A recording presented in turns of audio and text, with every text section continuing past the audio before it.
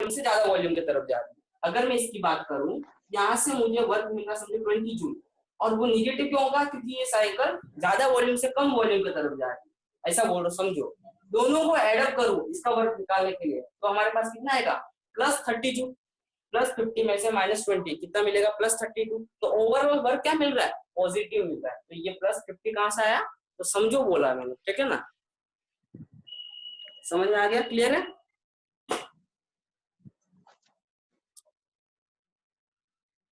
हाँ वेदांत पाटिल, समझ में आ गया ना। ओके, तो बस इतना याद रखना, area under pressure versus volume graph this work when volume is increases work is positive, when volume is decreases work is negative. ये इनिशियल पॉइंट था, इसके लिए एरो ऐसा दिखाया, जो फाइनल पॉइंट था इसलिए एरो इधर दिखाया मैंने। एरो मैंने अपने हिसाब से दिखाया कि प्रोसेस कहां से कहां जा रही है। ओके, ये क्वेश्चन था, ये एरो गिवन था पहले से, आपको पता करना था वर्क कितना मिलेगा। हाँ स्क्रीनशॉट ले लो इसका। ले लिया सर स्क्रीनशॉट। हाँ अब मुझे बताओ, हीट के बारे में कुछ बताने की जरूरत है, फिर से बार बार 10 बार बताने की कोई जरूरत है क्या, नहीं है ना।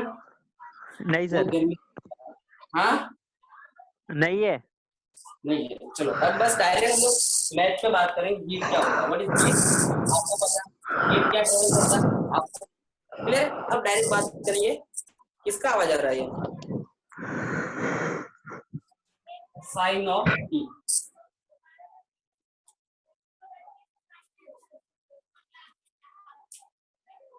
बात करेंगे हम लोग sign of denoted by Q. अब फिजिक्स में हीट का साइन कैसा लेते हैं, याद रखना, केमिस्ट्री और मैथ में क्या डिफरेंस है, सिर्फ वर्क के बारे में, बाकी सब कुछ सेम है। हीट का साइन, इंटरनल एनर्जी का साइन सब सेम है ना। तो चलो sign of heat, positive supply, heat supply to system,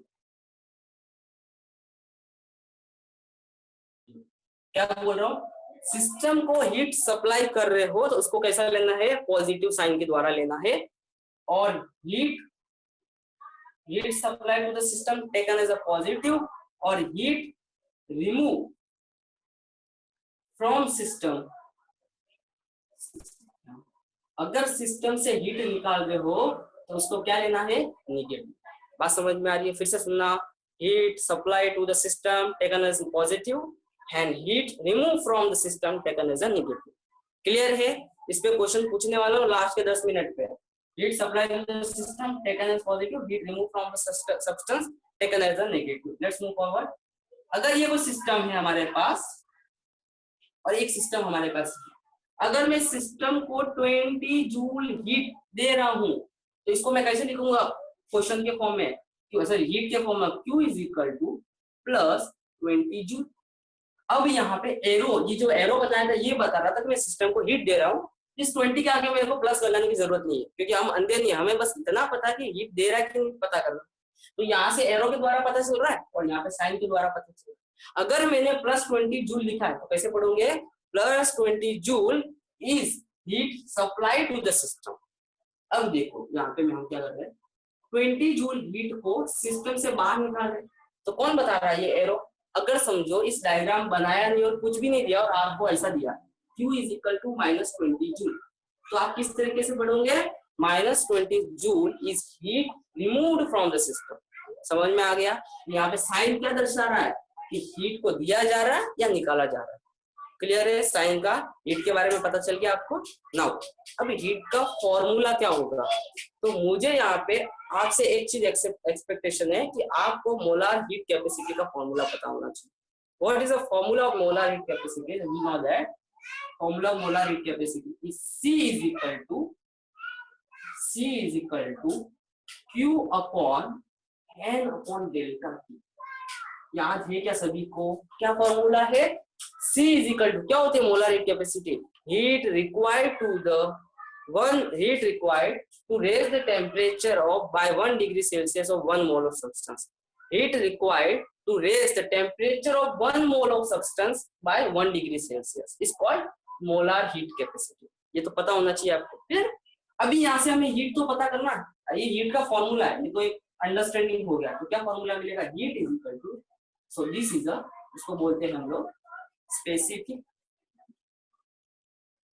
molar heat capacity. अगर ये आपको पता नहीं, इसमें मेरी कोई जिम्मेदारी नहीं है, ठीक है ना। And where Q is a heat supply to the system, heat supply to system, या आप लोग इसको हीट लिखोगे तो भी चलेगा। और delta T is a change in temperature, change in temperature. समझ में आ गया आपको। Let's see, Q is equal to N into C into delta T. कहां से मिला, ऊपर से मिला, ज्यादा सोचने की जरूरत ही नहीं है इसमें। कहां से मिला, ऊपर से मिला। मिल गया हीट का फॉर्मूला। क्या होता है हीट का formula, N is equal to C into delta T, this is the formula of heat. कोनो प्रॉब्लम यहाँ तक किसी को दिक्कत है, नहीं होनी चाहिए। Let's move forward. Q is equal to at constant volume, मैंने बहुत बार पढ़ा था, at constant volume C is converted into CV, पता है ना आपको, C is converted into CV। तो at constant volume heat supply to the system, at constant volume heat supply to the system is can be written as N into CV into delta T, and where CV is a molar specific heat capacity at constant volume। बात समझ में आ गई। Now ये heat supply कर रहे हैं constant volume के समय पे। एट कांस्टेंट प्रेशर हीट कितना होगा, at constant pressure C is converted into Cp, and heat supplied at constant pressure is taken as N times Cp into delta T। अब देखो, सुमित ने सवाल पूछा था कि सर ये enthalpy, entropy, Gibbs free energy होता क्या है। इसमें से एंथैल्पी के बारे में मैं बता देता हूँ क्या होता है एंथैल्पी। एंथैल्पी एक ऐसी चीज है जब किसी भी सिस्टम को एट कांस्टेंट प्रेशर पे हीट सप्लाई करे, जब किसी भी सिस्टम को एट कांस्टेंट प्रेशर पे हीट सप्लाई करे तो उसी हीट को हम लोग क्या बोलते हैं, enthalpy. So this is also called as enthalpy of system. क्या बोलते हैं इसको, enthalpy of system, sorry enthalpy, जो भी स्पेलिंग में दिक्कत मत करना। क्या बोलते हैं इसको, एंथैल्पी ऑफ सिस्टम। हीट, क्या इसका डेफिनेशन क्या होगा एंथैल्पी ऑफ सिस्टम का, heat supply at constant pressure. किसी को दिक्कत है, एंथैल्पी का मतलब ये टर्म मैंने क्लियर कर दिया। इसका मतलब एंथैल्पी भी क्या, एक तरह की एनर्जी है। तो heat supplied at constant pressure NCP of delta T, heat supply eight constant volume NCV of delta T. समझ में आ गया आपको यहाँ से बहुत अच्छी तरह से। Now let's move forward. अब हमने टर्म पढ़ा था सीवी, क्या वैल्यू होता है, FR/2। अभी ये केटीजी का। एक और टर्म पढ़ा था सीपी, क्या वैल्यू होता है उसका, अगर याद नहीं आ रहा है तो थोड़ा नोट्स पढ़ के देखना, सब कुछ मिल जाएगा। 1 + F/2 × R, सीपी मिल गया। ये इन दोनों के बीच का जो रिलेशन है वो कौन देता है, सीपी और सीवी के बीच का relation, CP minus CV is equal to R. कौन सा रिलेशन, इसको बोलते हैं मेयर्स इक्वेशन। पढ़ा है कि नहीं हमने। और एक और टर्म था गामा, इसको जिसको बोलते हैं अडायबेटिक रेशियो। क्या बोलते हैं, अडायबेटिक रेशियो। क्या होता है, CP/CV। समझ में आ गया। उसका वैल्यू क्या होता है, 1 + 2/F। तो यहाँ पे अगर सीपी और सीवी का वैल्यू पुट करना तो यहाँ से पुट करो। अब यहाँ पे F क्या होता है, डिग्री ऑफ फ्रीडम। यहाँ पे F क्या होता है, F इज इक्वल टू, देखना क्या क्या पहले नोट्स में लिखना है। पहले पॉइंट ये वाला डब्बा लिखना, सेकेंड में इधर का पार्ट लिखना, थर्ड में जो ये लिखा मैंने ये वाला पार्ट, थर्ड में ये पूरा पैराग्राफ, और फोर्थ में ये वाला पैराग्राफ। तो याद रखना, नहीं तो इधर का उधर कर दोगे, खिचड़ी बना दोगे। F is degree of freedom. अब डिग्री ऑफ फ्रीडम की वैल्यू क्या लेनी है आपको इस लेसन में, याद रखना। डिग्री ऑफ फ्रीडम की वैल्यू किस तरीके से लेनी है आपको, डिग्री ऑफ फ्रीडम की वैल्यू लेनी है फॉर मोनो, डाई और पॉली एट रूम टेम्परेचर की बात कर रहा हूँ। F is equal to 3 for mono, F is equal to 5 for di, F is equal to 6 for poly. बाकी हाई टेम्परेचर पे भूल जाओ, फिलहाल सिर्फ रूम टेम्परेचर की बात करो, या इसको बोलते हैं हम लोग एट लो टेम्परेचर। किसकी बात करें, एट लो टेम्परेचर। अब बताओ इसमें कोई दिक्कत है क्या, फिर से एक बार रिवीज कर रहा हूं मैं। साइन ऑफ हीट, जब सिस्टम को हीट दे रहे तो पॉजिटिव, जब सिस्टम से हीट ले रहे तो नेगेटिव। बराबर, यहाँ पे कोई ज्यादा दिक्कत नहीं, कोई नहीं है। यहाँ पे ये फॉर्मूला कहाँ से आया, तो केटीजी में जाओगे तो पता चलेगा, स्पेसिफिक मोलर हीट कैपेसिटी का फॉर्मूला यहाँ से। तो यहाँ से मुझे Q की वैल्यू मिलेगी N into C into delta T. At constant volume, C is converted into CV, and at constant pressure, C is converted into C. Okay?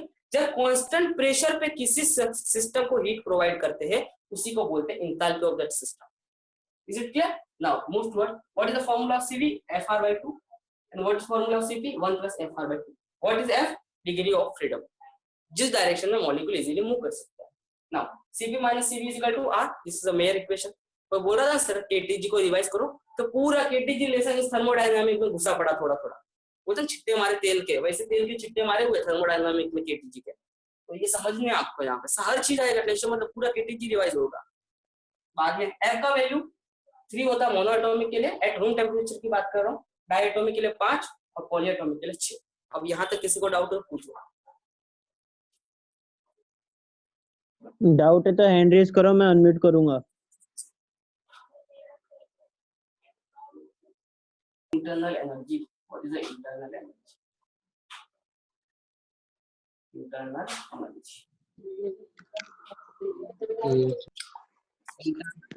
Energy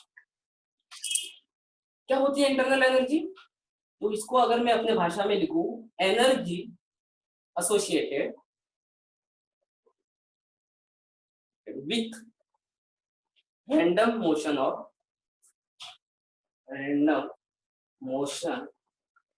molecule. Energy associated with random motion of molecule.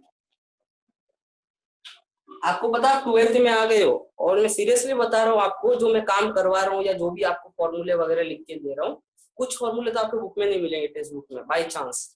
तो इसके लिए बोल रहा हूँ मैं, एक छोटे से लेवल से नीचे से लेवल के अभी मैं जो काम कर रहा हूँ वो आपको ऊपर लेके चला गया हूँ. तो भी बोलता हूँ, अगर आपने नीचे पे लेवल पे काम अच्छी तरह से कर रखा है तो यहाँ पे कोई दिक्कत आने वाली नहीं है. ठीक है ना? What is the internal energy? Energy associated with random motion of molecule. अब भी रैंडम मोशन ऑफ मॉलिक्यूल क्या होता है, तो उसके लिए हमने पूरा केटीजी पढ़ रखा है. क्या होता है रैंडम मोशन ऑफ मॉलिक्यूल? तो इसके लिए हमने क्या किया, पूरा केटीजी पढ़ रखा है. मोशन कैसे मॉलिक्यूल मूव करते हैं, जितने तेजी से, जितने काइनेटिक एनर्जी से ज्यादा मॉलिक्यूल मूव करेंगे उतनी उनके पास ज्यादा एनर्जी रहेगी. ओके, तो रैंडम मोशन, जितना मोशन ज्यादा रैंडमली उतना इंटरनल एनर्जी ज्यादा. समझ में आ गया इंटरनल एनर्जी के बारे में, क्या होता है इंटरनल एनर्जी? चलो अभी आगे मूव करते हैं, इंटरनल एनर्जी और समझते हैं थोड़ा सा. एक मिनट.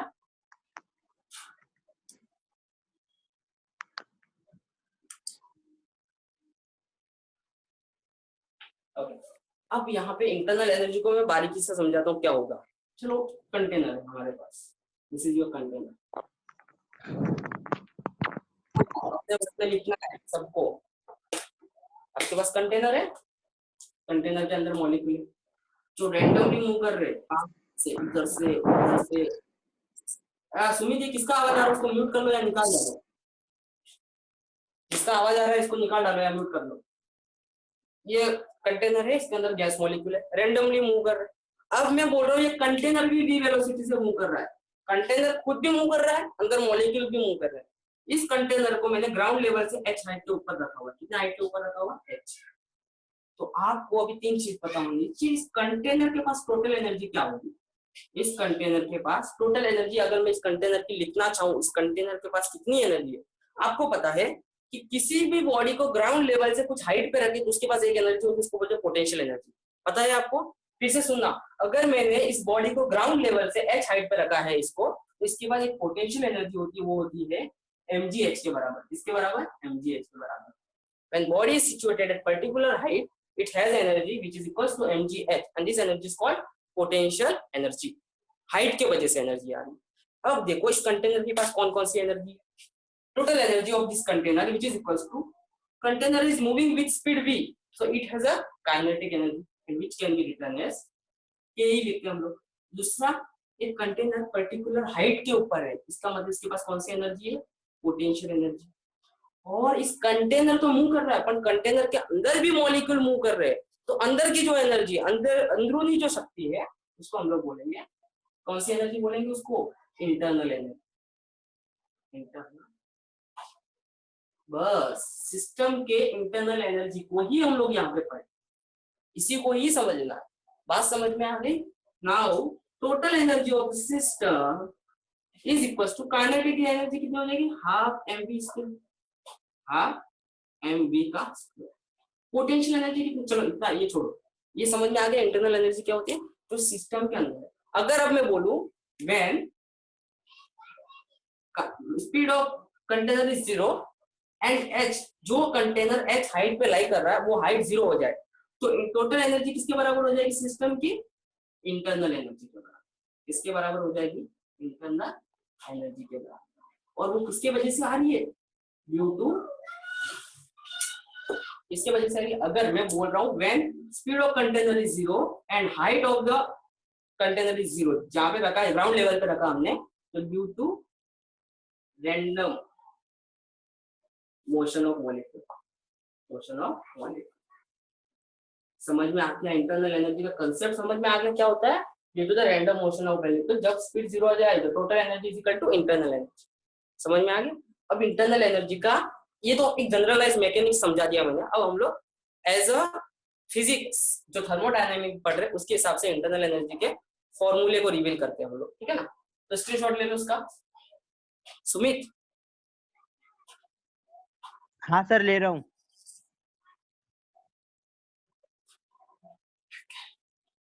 किसी को भी यहाँ से डाउट लेके नहीं जाना है। मैं पैसे ले रहा हूँ तो आपके डाउट भी क्लियर करने मेरा काम है। क्लियर है। अब चलो आगे बढ़ते हैं। और sir meeting will and in 10 minutes. 10 minutes ना हो जाएगा, कोई दिक्कत नहीं है।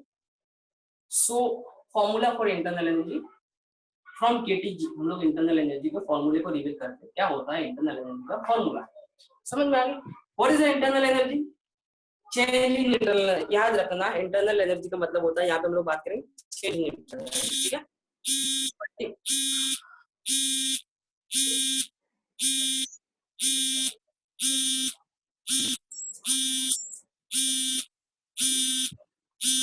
तो चेंज इन इंटरनल एनर्जी या उसको बोलते हैं kinetic energy, increase in kinetic energy of the system. Clear है। वो होती है F/2 into NR of delta T. और यहाँ पे आप देख सकते हो, ये तो आपने किसमें पढ़ रखा है, याद करो केटीजी में पढ़ रखा है। Internal energy of the system it can be written as, पहले समझते हैं हम लोग। अगर सिस्टम के पास जो इनिशियल इंटरनल एनर्जी है वो U है, कितनी है U, उसको कैसे लिखूंगा F/2 into NR of T. समझ में आ गया। आफ्टर एडिंग, देखो इंटरनल एनर्जी कब बढ़ती है, जब सिस्टम के अंदर थोड़ा सा हीट को ऐड करें। हीट को ऐड करेंगे तो मॉलिक्यूल की काइनेटिक एनर्जी बढ़ेगी, मॉलिक्यूल की काइनेटिक एनर्जी बढ़ेगी तो मॉलिक्यूल की इंटरनल एनर्जी बढ़ेगी। समझदारी की बात है। तो जैसे मैं सिस्टम के अंदर हीट को ऐड कर रहा हूं, आफ्टर ये initial temperature, after adding heat, मतलब इससे आपको ये समझना है कि हीट एक ऐसी चीज है जो सिस्टम की इंटरनल एनर्जी को क्या करती है, बढ़ा सकती है। अगर सिस्टम में से हीट निकाल दिया तो इंटरनल एनर्जी को क्या कर सकती है, घटा सकती है। समझना। तो जैसे मैंने सिस्टम को हीट अप्लाई किया तो फाइनल इंटरनल एनर्जी कितनी हो जाएगी, F/2 into NR of delta T final. Equation 1, equation 2। अगर मैं इन दोनों का डिफरेंस लूं तो मुझे मिलेगा चेंज इन इंटरनल एनर्जी, और उसको लिखूंगा डेल्टा U से U final minus U initial. अब देखो इन दोनों का चेंज ले रहा हूँ तो फाइनल, ये तो दोनों कॉमन है तो इनको कॉमन बाहर निकाल देते हैं। F/2 into NR of delta T, इसको लिखूंगा T final minus T initial. इस T final minus T initial को बोलते हैं हम लोग change in temperature, and change in temperature is a state function. पता है आपको टेम्परेचर कैसा, चेंज इन टेम्परेचर कैसा, एक स्टेट फंक्शन है, पाथ फंक्शन नहीं है। तो it can be written as F/2 into NR of delta T. So this is formula for change in internal energy of the system. This is formula for change in internal energy of system. इसके लिए formula system की internal energy का formula है। Okay, now we can see फॉर्मूले से हमें क्या पता चल रहा है, change in internal energy of the system is directly proportional to change in temperature. जितना ज्यादा टेम्परेचर चेंज होगा उतना ज्यादा इंटरनल एनर्जी क्या होगा, चेंज होगा। If I am saying that if delta T जो चेंज हुआ ग्रेटर देन 0 है तो ऑब्वियसली डेल्टा यू भी क्या होगा, 0 होगा। इसका मतलब सिस्टम का इंटरनल एनर्जी क्या बढ़ रहा है, बढ़ रहा है। इसका मतलब सिस्टम को क्या कर रहे हैं, हीट प्रोवाइड कर रहे हैं। If delta T is less than 0 तो change in internal energy is less than 0। इस लेस देन 0 का मतलब कोई नेगेटिव वैल्यू नहीं है, नेगेटिव साइन वो दिखा रहा है कि सिस्टम का इंटरनल एनर्जी क्या हुआ है, कम हुआ है। समझ में आ गया। नाउ इफ डेल्टा टी, अगर टेम्परेचर का चेंज 0 हो जाए तो चेंज इन इंटरनल एनर्जी भी कितना होगा, 0 होगा। And this condition is called isothermal. Isothermal मतलब टेम्परेचर कांस्टेंट। जब टेम्परेचर कांस्टेंट होता है तो जो इंटरनल एनर्जी में चेंज आता है वो कितना आता है, 0 आता है। या चेंज इन टेम्परेचर अगर 0 हो गया, इंटरनल एनर्जी में कितना चेंज आएगा, 0। नाउ इस इंटरनल एनर्जी के फॉर्मूले को थोड़ा ऑब्जर्व करो। दिस इज पॉइंट 1, ये जो डब्बा सेकंड पे है और ये जो कंपार्टमेंट है थर्ड हमारा, इस तरीके से लिखना है। तो formula of change in internal energy, देखो ये जो फॉर्मूला लिखा मैंने F/2 nr of delta T, it can be written as n of F/2 into r into delta T। ठीक है, कुछ दिक्कत है क्या, रीअरेंज किया, ज्यादा कुछ नहीं किया। देखो इस फॉर्मूले में अच्छे से। अब देखो F/2 into r क्या होता है, CV का फॉर्मूला लिखा था। तो internal energy can be written as NCV of delta T, and here CV is equal to F/2 into r। समझ में आ गया। And this formula for internal energy is always true। ऐसा कोई जरूरी नहीं है कांस्टेंट वॉल्यूम होना चाहिए, ये फॉर्मूला हमेशा सही है internal energy, always true, always true. कहीं पे भी अप्लाई कर सकते हो इंटरनल एनर्जी का, अगर भले कांस्टेंट प्रेशर, कांस्टेंट वॉल्यूम कुछ भी हो, you can apply formula for internal energy which is equals to n into CV into delta T। Is it clear. अभी आपको सीवी का पूरा जानकारी है, सीवी में कोई दिक्कत नहीं होना चाहिए किसी को। क्लियर है। Now let's understand internal energy of the system is depend on the change in temperature. As temperature increase, internal energy increase. Temperature decrease, internal energy decrease. Temperature is change in temperature is equal to 0. Internal energy is equal to 0. We cannot find internal energy of the system. System का internal energy कभी find नहीं कर सकते, लेकिन system के जो internal energy में change आ रहा है वो find कर सकते हैं। किसके वजह से, टेम्परेचर के चेंज की वजह से। बात समझ में आ गई। छापो यहाँ पे इस लेक्चर को, आज के लेक्चर को हम लोग खत्म करते हैं। क्लियर है, किसी को डाउट?